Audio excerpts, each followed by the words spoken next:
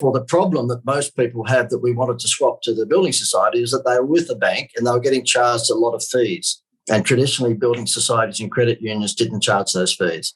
And so we provided them with a very, very good problem solution scenario. Swap to us and you won't go through the bad service and you won't go through all those fees. And guess what? We're going to put a cherry on top. We're going to give you a free holiday.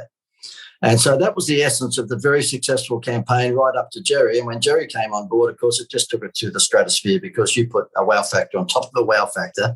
And so that's what the whole idea was. You see that when you watch that ad, Jerry basically came out and said that, the Greater Building Society is pretty special because they've got this Happy Meal toy. That's pretty much it. And once we put him together with what was already a spectacular offer of getting a free holiday, mate, it just broke record after record after record. JD, welcome back on the show. How you been? Oh, well, thank you very much, mate. I'm glad to be back because you told me last time I was on that I'd be a regular, and that's never happened. And the last time we did this was 1972. Yeah. I'm unloved. I love it. Look, maybe we can make you a yearly regular, and that's what I can live up to. So we can do that. Look, for the people that didn't listen to the first episode, you're in direct response marketing, specifically moving the needle on what actually gets people to take action. Your biggest awesome impact thing that I want to start this episode with is you got Jerry Seinfeld to do a bunch of TV commercials for the Greater Building Society. I just want to ask straight off the bat, one, how did you do that? Because Jerry doesn't do a lot of commercials. I don't see him around doing a lot of them. A friend of mine, when I was doing this, I called him, I said I was talking to you. He was like, does John have dirt on Jerry or something?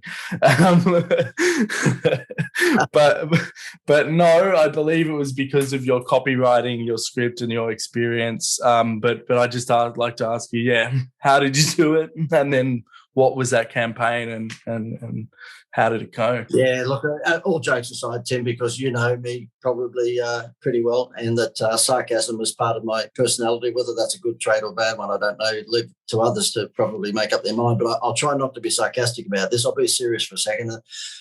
Look, persistence, mate. I mean, it came down to that. I said to the Building Society, the client that we're talking about here is the Greater Building Society. They're a bank now. They're called the Greater Bank. But at the time, and we're talking 10 years ago, they said to me, listen, what we'd like to do is take a campaign that I had initiated for them further. And the campaign was to take people's eyes off the interest rate. It was get a home loan, get a free holiday. It was very successful. But after about 5 or 6 years, they said, how do we take it to another level? And I said, well, a mate of mine had been doing the Billy Connolly commercials for ING. And I asked him how he went about getting Billy Connolly, and he told me. And I said, okay. So we put a survey out and asked the Greater Building Society customers, who are generally speaking a building society demographics, normally a working class person.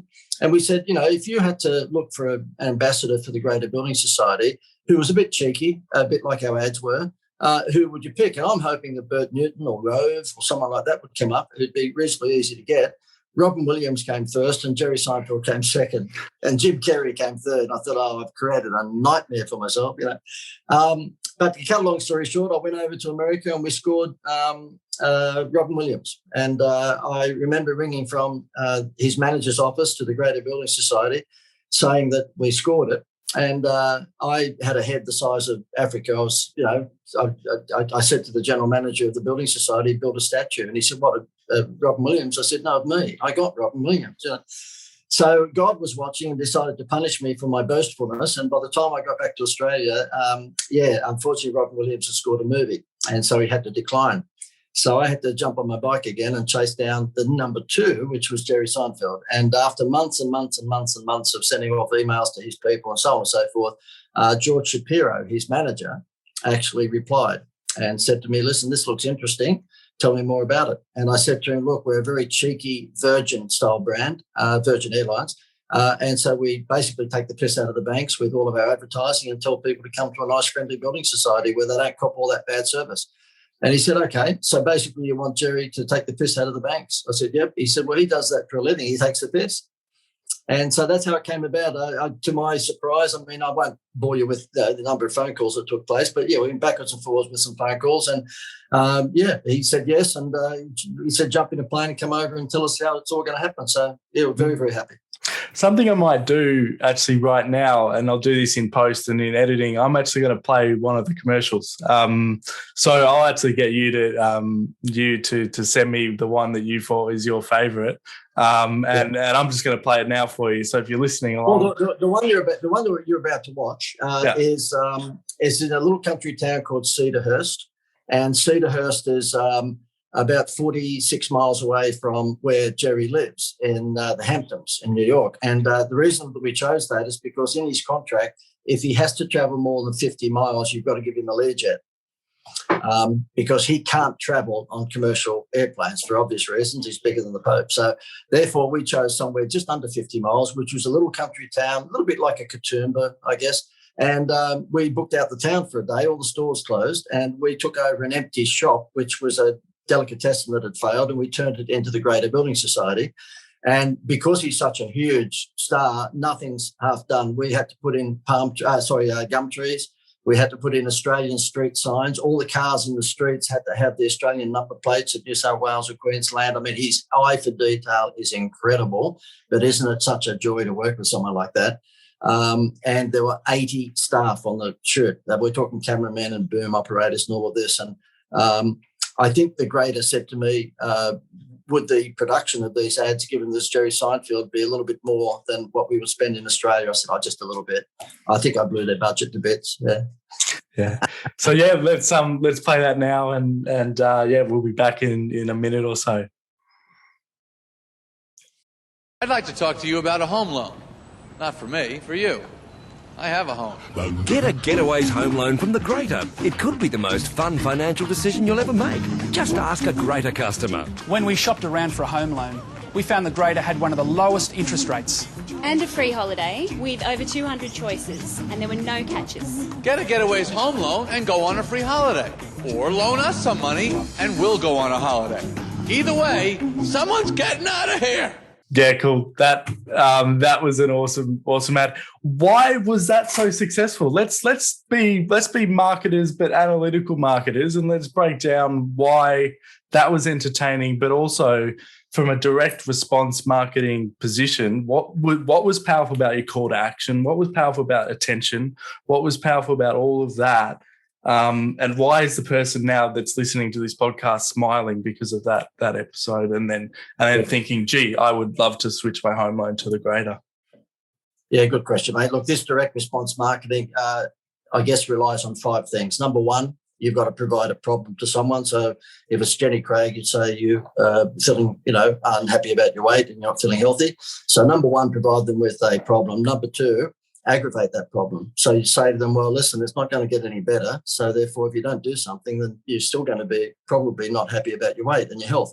Number three, you provide the solution, and that is come on the Jenny Craig program and you can look like a supermodel within X number of weeks.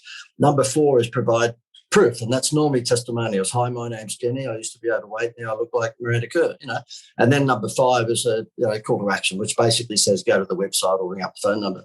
Now, the Greater Building Society was no different. And to be honest with you, Tim, I don't think the management there knew what I was doing in terms of this model.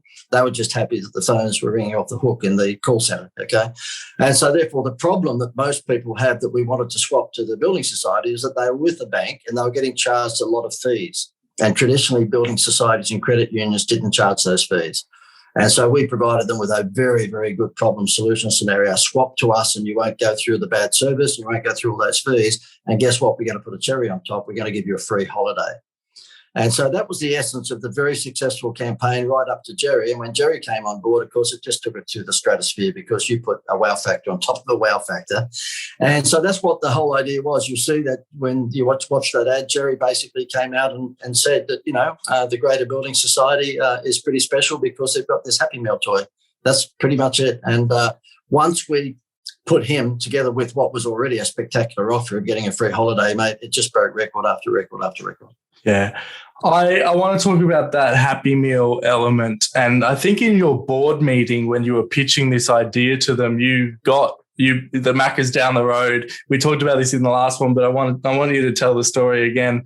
You got a Happy Meal and you just threw it on the table, very Don Draper style, threw it on the table, went, tell me what you think when you see this. And they were accounting and finance people who don't have a creative bone in their body. Sorry, accountants listening. Some of them do. But what were you trying to do there? What happened? Tell me. Let's explore that story again, because I loved it when you told it both in a speech and on the last show.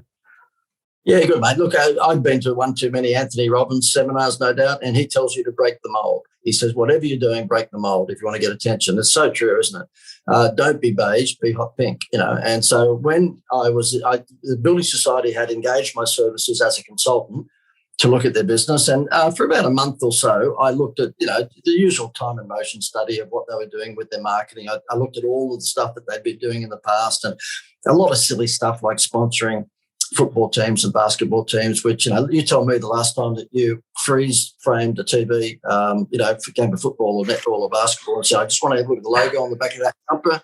I think I'm going to buy something from them, So they were just They were pissing money up against the wall. Outdoor billboards, please. You told me the last time you were doing 110 on the freeway, and don't get me wrong, McDonald's 3 minutes ahead makes sense. But to be advertising a hair shampoo on a billboard, I don't think that's going to bring a return on investment. So I do. I look at it, but that's because I love advertising and I'm a marketer and I actually do it. But no, you're spot on. So. Yeah. You're right. Yeah. And look, the other reason you look at it, Tim, is because I don't know how to say this, but you're weird. Okay? So aside from that, it's true, mate. So therefore, I did what every consultant comes in and does. They just bagged out the advertising agencies to make me look good, of course. So everything they did was bad, and I was a genius. And when the rubber hit the road, it was like, 5 or 6 weeks in, and they've got all these reports from me that everyone else was stupid and I was really smart. And it was time for me to, sort of probably prove that. So therefore, I threw a Happy Meal. What had happened is I'd been doing some, infomercials at Channel 9, Kerry-Ann Kennelly style, for a holiday company, which was a wholesale holiday company, and they were doing very well. And I had spoken to this holiday company and discussed the opportunity of doing much the same thing with the Greater Building Society, where they could buy, holidays at a discount rate. So that's how it all came about. So what I did in the boardroom, I threw a Happy Meal box on the middle of the table, just as Anthony Robbins teaches you to do, and certainly broke the mold. And they said, "What's that?" I said, "Oh, that's your next home loan campaign." And they went, "What?" And I pulled out the little Disney toy. And, of course, you see all these suits around the table thinking I'm a complete moron, and said, "Look, we realise that you suffer from sarcasm." We say suffer, not blessed with. And so, therefore, smart ass, tell us what this is all about. We're going to give away free toy for people if they get a home loan. I said, no, metaphorically, can I ask you who around this table has got a child or grandchild? Because they all put their hand up. And I said, who's bought Happy Meals? And they all put their hand up. I said, okay, I pulled out $100. I said, I'll give $100 to any of you bankers if you can tell me what a Happy Meal cost. All 11 or 12 guys in the room at the time who were board members and senior management, not one of them got within 50 cents of a Happy Meal price. And I said, because McDonald's took your eyes off the price with the Happy Meal toy. And I said, what you people should be doing, because you're a challenger brand. Look, the Commonwealth Bank and Westpac and ANZ, they're the big brands. These little building societies, of course, are a challenger brand. I mean, it's still the 250th biggest business in Australia, but nonetheless, it's a challenger brand. I said, you can't beat them on price. It'd be like the little hardware store trying to beat Bunnings on price. You're not going to win. So you've got to outthink them in terms of value adds. And they said, well, what do you mean? I said, well, just as the Happy Meal toy takes the price for McDonald's, out of people's heads, then in your instance, why don't you give away a free holiday when someone gets a home loan? And I said, it'll cost you nothing. And they said, why? What do you mean nothing? There has to be. I said, no. You've got a 1% honeymoon rate at the moment for the first year. And guess what? On a $500,000 home loan, that's $5,000 you're giving away. So just put that $5,000 into a holiday and you'll probably get an $8,000 holiday from the wholesaler, and just see what happens. In other words, stop price discounting and value adding. But because they were paying for it from the honeymoon rate that they were giving away anyway, it was cost neutral. They did it, and within 3 months, Tim, and I'm doing a drum roll here as I show off, but within 3 months, they doubled their home loans. We're talking billions, not millions. We're talking a lot of money. That's incredible. Excuse me for a second, Tim. I just want to do this. If you're listening to the audio, John's patting himself on the back, which not enough people do. Not enough people get the pats on the back, so why not do it for yourself? You know what? One of my best assets, aside from knowing everything, Tim, one of my best assets is my humility. Yeah, of course. So my question to that, which might be an interesting one, is, so the Greater is still around. Why did they stop the campaign? Like, if there was, it just, what was the reason that they? Because I don't see the billboard. Look, there's a disease that's running around Australia at the moment. It's not COVID. It's a disease that's been around for a while with businesses or business owners. It's called dickheaditis. I don't know whether you've seen this. It's rampant amongst. Oh, it's an epidemic. It's worse than last year. It's funny, mate. When I know we haven't done too many stage events these days because of COVID, but at one stage when I was doing a lot of them, I'd always, kick off the evening with a bit of fun and a bit of larrikinism by just saying, "Listen, I'm sure none of you in the audience suffer from this, but there is a disease running around called dickheaditis." And the reason I say it is because have a look at these pictures, and I'll bring some pictures up on the screen. It'll be a cafe with canary yellow tables and fire engine red chairs. And I'll say, my goodness, couldn't they just go and have a look at Gloria Jean's? Don't touch the coffee, I don't like that, but have a look at the ambience of the browns and the golds and the tans. That's what you think of when you're having coffee. And look, all jokes aside, what happened, mate, is that I had been their consultant for about 11 years. This thing ran, coincidentally, of course, for 11 years. I got Seinfeld involved in the last few years, and I decided to move on because I decided that maybe there was more money to make in cutting up this intellectual property of direct response marketing and doing Anthony Robbins. In other words, webinars and seminars and going out and providing this to small businesses. And so therefore I left. And what happened is that a new person came in as a consultant. And what do you think most consultants do? Of course, they throw out what was there before. And what happened, you wouldn't believe it. They went back to price discounting, which in my opinion, of course, was nuts. And you wouldn't believe it. George Shapiro, who's Jerry's agent and has been forever, he rang me and said, JD, what's going on here? I mean, Jerry's very happy about the campaign and we've heard the results and I believe they're not going forward with it. And I said, no, mate, I'm not there anymore. I left. I'm sorry. He said, oh, okay. What, it wasn't working? I said, no, breaking record after record after record. But, because it wasn't the new person's idea. You know what happened? I've got to say this to you. Apparently in one of the board meetings or senior management meetings, a lot of the board members had left and moved on that were there when I was doing my thing. And apparently a bunch of new people came along who were very accountancy left-brain people. And they said, what are we paying this guy?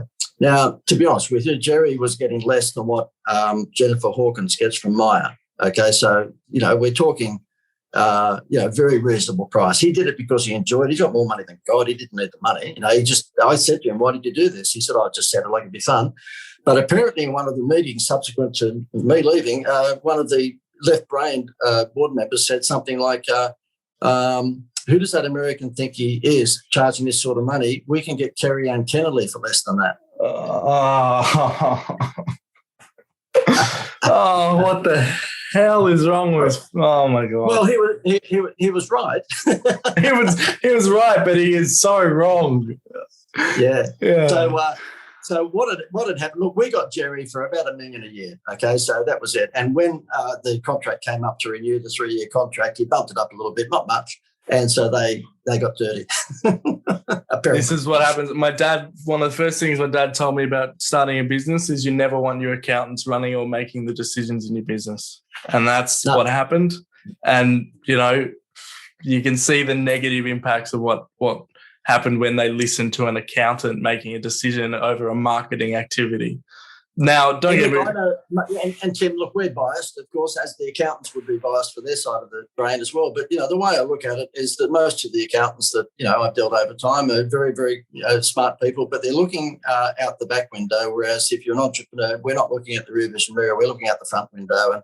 And really, my view is that, and Dan Kennedy has said this a number of times, and that is there shouldn't be a strict budget for just about most businesses, because if you're putting $1 into the poker machine that spits out $2, We need to just keep on doing that. I know I speak for all of us on Facebook these days that if you've got a Facebook campaign going and you put a buck in, you get 3 out, you just keep on putting the buck in. Whereas what the accountants will say is, I'm sorry, we gave you X million dollars for the budget this year. We don't care how successful it is. That's all you can spend. Yeah. It's ludicrous. And this is the thing. This is where it actually becomes exciting for small businesses, because we could look at this Happy Meal toy direct response example, and the small business listening along could be like, well, how can I do that? I can't get Jerry Seinfeld and I can't do this. But the fun thing is they can very much do this. And there's a couple examples I'd love to walk through, and then actually get into what you're actually doing right now with this as well. But first I'll start with how I'm doing it. So how I'm doing it is I do a podcast setup for people that just want to start a podcast. They usually don't have equipment. They don't have a microphone. So what I do is I charge my consulting fee for that. And then I say, when you sign up, I'm going to give you a microphone. So first of all, it takes away their fear of what equipment to buy. It takes away all of that. I did one today. I said, it's this price, and then I give you a microphone. I sent them the microphone today, and we're having the session tomorrow. My Happy Meal toy is this microphone, the microphone that I'm actually using right now. So not only do I recommend it as a bit of equipment that I'm using, that's what I'm doing.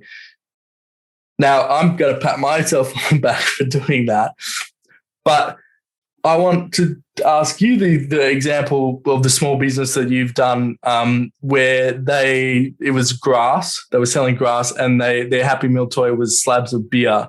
And there's a specific example where the person's eyes was so off the price, they didn't actually care about the main product. They just wanted the Happy Meal toy. Geez, you got a good memory. You've got a good memory. I've told that story to you about a year ago. You still remember it? Yep.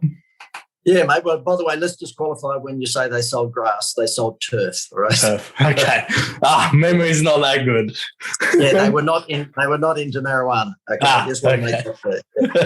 Yeah, mate. So this particular turf farm was in the Tamborine Mountains on the Gold Coast, and he showed me that he had about 6 kilometres worth of turf he had to get rid of, so he could quickly then replant for the next season. So he was pretty desperate to get rid of this grass over the next 2 or 3 weeks. And I asked him, well, what do you think landscapers like? And he said, what do you mean? I said, well, if you were to give them something for free, what do you think would turn them on? He goes, I don't know, you tell me. And I said, well, what about beer? And he goes, yeah, okay. And I said, look, they normally probably would drink Tooheys or, 4X. Why don't we give them a carton of Crown Lager for every home's worth of grass that they buy? And he goes, great. Now, the reason that landscapers were chosen is because that's his target audience. He doesn't sell too much grass to just mum and dads, because they might get a little bit for the front yard or backyard. But where his big money was from landscapers, because they might buy 3 or 4 or 5 homes at the one time. So anyway, we sent out the email blast, and we also sent out some brochures for those landscapers who are not exactly tech savvy. And he rang me about 7 days later and said, JD, we've got a problem. I thought, oh, God, what's going on here? By the way, if I refer to myself as JD, my name is John Dwyer, but I get JD. And lots of other things. So he says to me, look, we got a problem. I said, what's that? He said, we've run out of grass. I said, what? You had 6 kilometres worth of grass. He said, yeah, it's all gone. He said, we in fact have to actually now buy grass from another turf farm to keep up with the demand for the beer. There was one bloke, I think, that called in and was like, don't worry about when you get me the grass. We need the beer for a party on Friday or something, right? He said there was a guy called Roscoe who was one of his clients, and I can probably use that name now, even if they were listening, because this was a few years ago that we did it. But anyway, he said, Roscoe's a pain in the rear. He was always buying on price. He'd say, how much for our grass? And he said, I'd say $5.50. And he'd come back 10 minutes later and say, I can get it down the road at another turf farm for $5. Because it's a commodity. Yeah. That's it. Saltwater turf is the same saltwater turf no matter where you get it from. So he said it was a price war, going backwards and forwards and backwards. He said that same Roscoe rang up and ordered something like 17 or 18 homes worth of grass, and said that he needed it. He didn't worry about when the grass was going to be delivered, but he needed the beer because he'd get 18 cartons of beer. He needed the beer by Friday because he had a party. So that's where the Happy Meal toy takes over the Happy Meal. Fantastic. So I want to call this section "Pitch My Product," and this is very in line with you've now got an amazing Happy Meal toy. And look, if people have been listening to you for now 20 or 30 minutes, they obviously like what you're saying. So I'd love to give you the floor and say, what have you been doing now in this Happy Meal space to really, make it a no-brainer? Like, because someone would be like, geez, like, so I've figured out the microphone would work for me. That landscaper's figured out, beer would be good for them. But sometimes someone else listening along would be like, what's my Happy Meal? Like, I'm a mortgage broker. I'm a slip and slide place. Like, what can I do? So you've simplified this, and sorry for rambling because this was supposed to be you pitch your product, and it feels like I am. But pitch your product. Would love to give you the opportunity. That's fine, mate. Yeah. That's fine. Look, I love talking about me, but it's even better when you talk about me. So that's fine. That's fine. If Gail, my wife, was in my office at the moment, her eyes would be rolling and she'd just walk out. Yeah. Mate, look, what it is that as a result of the incredible success of the free holiday promotion all those years ago with the Greater Building Society, and particularly when we got Seinfeld involved, that sort of got out there on a global basis. And a company from America that is a travel company contacted me a couple of years ago and said, look, you seem to have half a clue about how to market hospitality and travel. We've looked what you've done for the Greater Building Society and other things. And by the way, Tim, if you don't mind me just mentioning, I don't know that you may have this, of course, on the podcast anyway, but my stuff is the instituteofwow.com. So it's the instituteofwow.com. So there's a whole bucket load of this stuff on there. And these guys have been right through it back to front. And they said, listen, we've got this incredible product that we're selling to businesses in America, but we're probably not doing it as well as we could be. And you seem to know what you're doing. How about you take out the license for this in Australia and New Zealand and offer the product to businesses? And then if you do it properly, then we can invite you to come into America. Well, of course, I said yes straight away. Now, what it is, it's called funescapes.com.au. And as the name implies, Fun Escapes, it's all about providing people with a fun escape.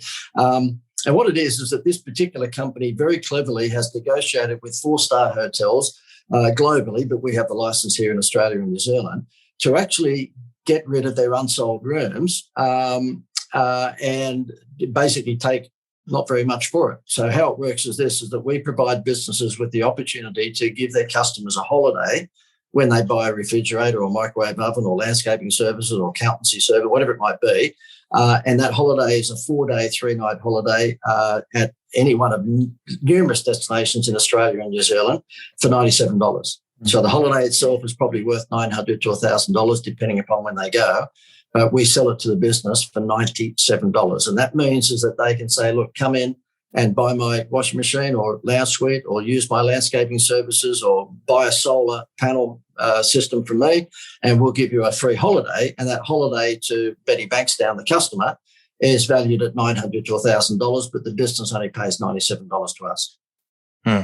Yeah, and that's incredibly powerful because it's buy this, get this, rather than buy this and go into a competition to win this, or buy this and it's 20% off, which anybody can do.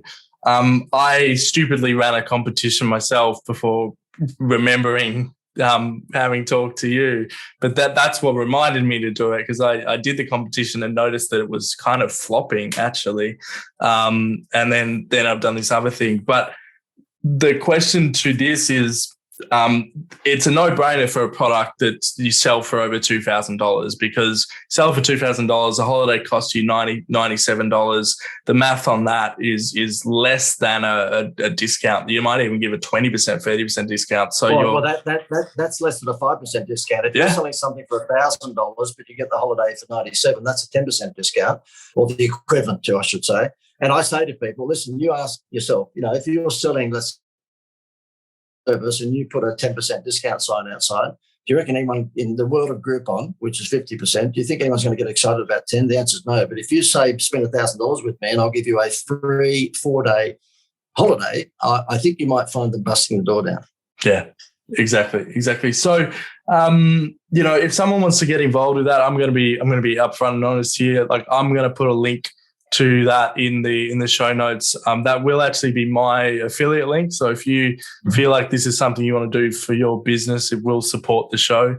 So thank you, JD, for setting me up with that.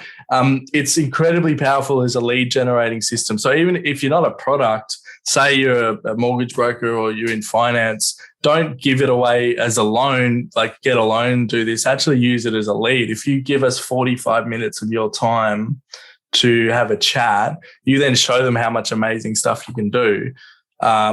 It gets you a really powerful lead. So come and talk to us. We give you a holiday. And then if your close rate is 20 or 30%, you're going to get a return. Obviously it's up to you if you can't close. That's a classic case of marketing, right? If we can do as much as we can to give you a lead, but if you can't close, but that's another topic. But have I explained that well enough? I mean, is that you are, mate, and I know that whoever's listening to this without watching the video, they won't see this, but I'm holding up to the screen at the moment a book that all of us wanker seminar people have to write. You've got to write a book, and it's called the Avalanche Leads Formula. And the reason I'm holding that up is because whenever I'm doing a seminar, Tim, I say to everyone, look, what do you want, leads or conversions? And if you want conversions, you're in the wrong place, okay? I'm not saying I couldn't help them with conversions, but I want to make it very clear to them, without leads, you'll never have a conversion anyway. So you should be asking at me, and you should be placing more focus on leads more than conversions, because once you got the leads, it doesn't matter whether you're 1 in 10 or 2 in 10 or 3 in 10, at least you've got leads to convert.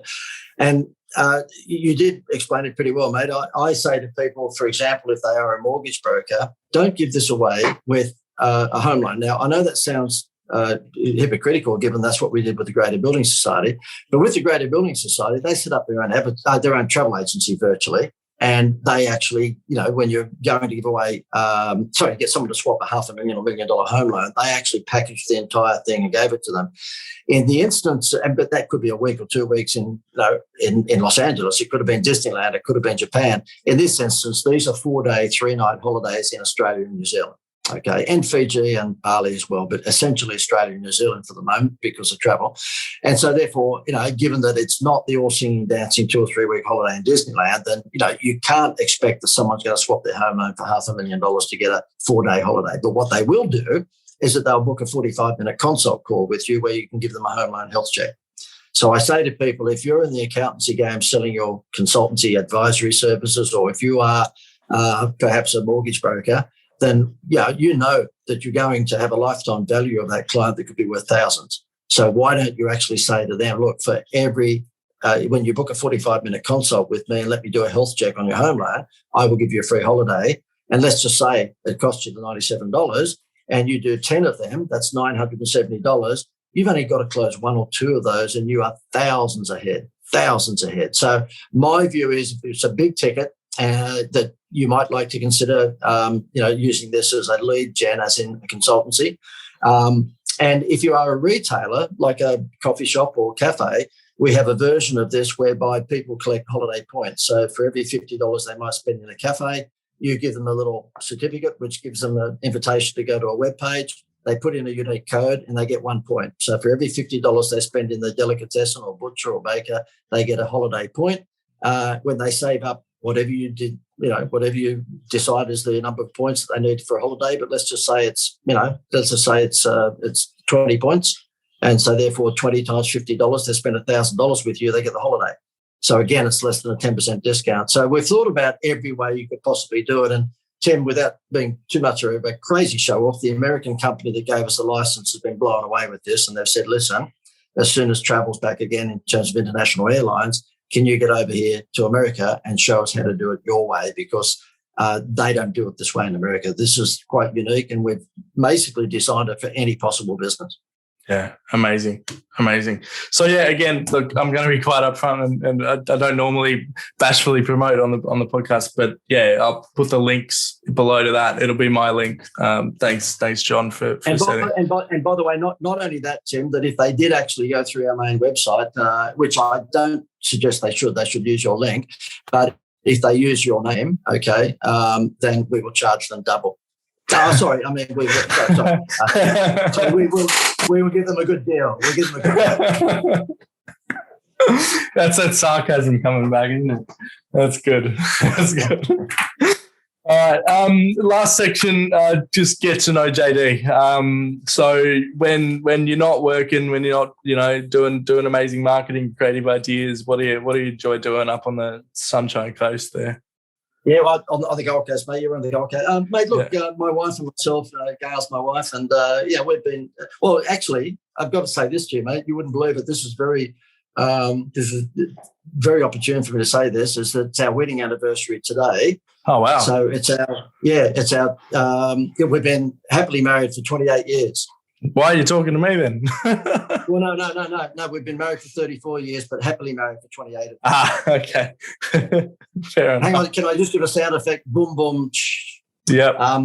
Every time I do that gag at the beginning of a seminar, Gail, my poor suffering wife, is sitting down the back, ready to roll her eyes because it's all BS, of course. Yeah. That's not really our wedding anniversary. Yeah. Mate, look, my hobbies are we've got 6 millennial kids, and 5 of them have left home these days. We've got one left who's 22 years of age, and the rest of them have all gone out and made their own way.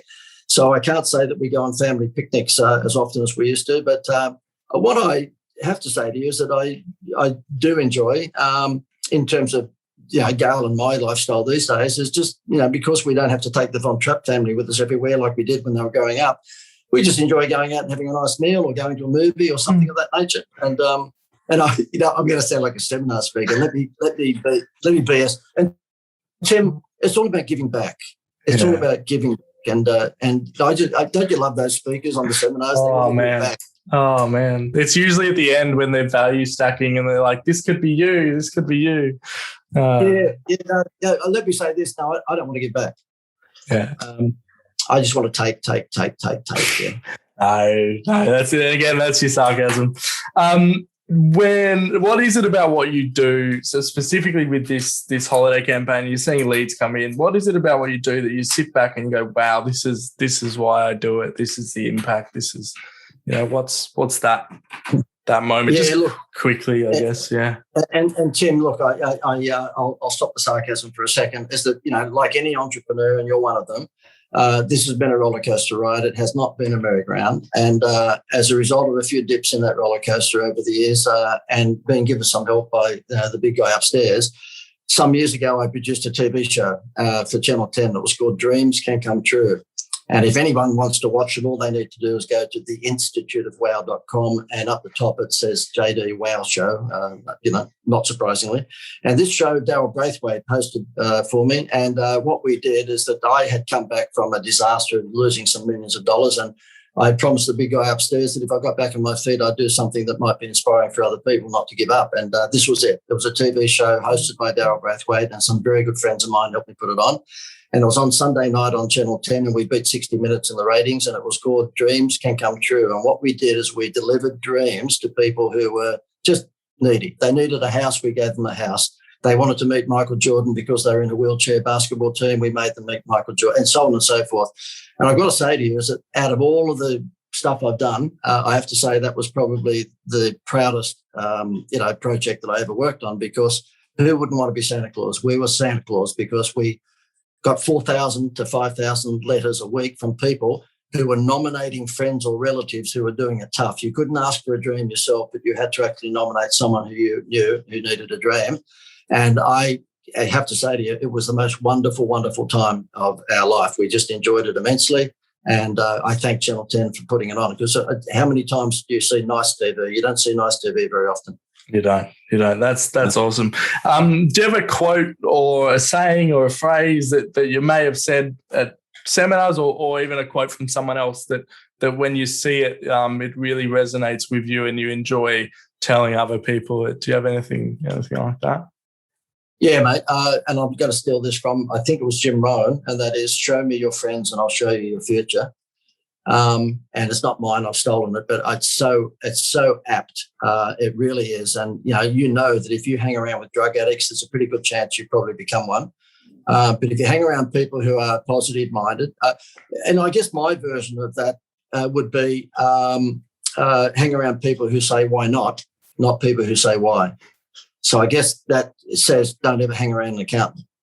Yeah, no, I love it, and it's for that reason that I'm very proud to call you a good friend. I enjoy our conversations, and thank you for all the help that you've given me, and definitely you've inspired the why not attitude in me. So thank you. Thank you, mate.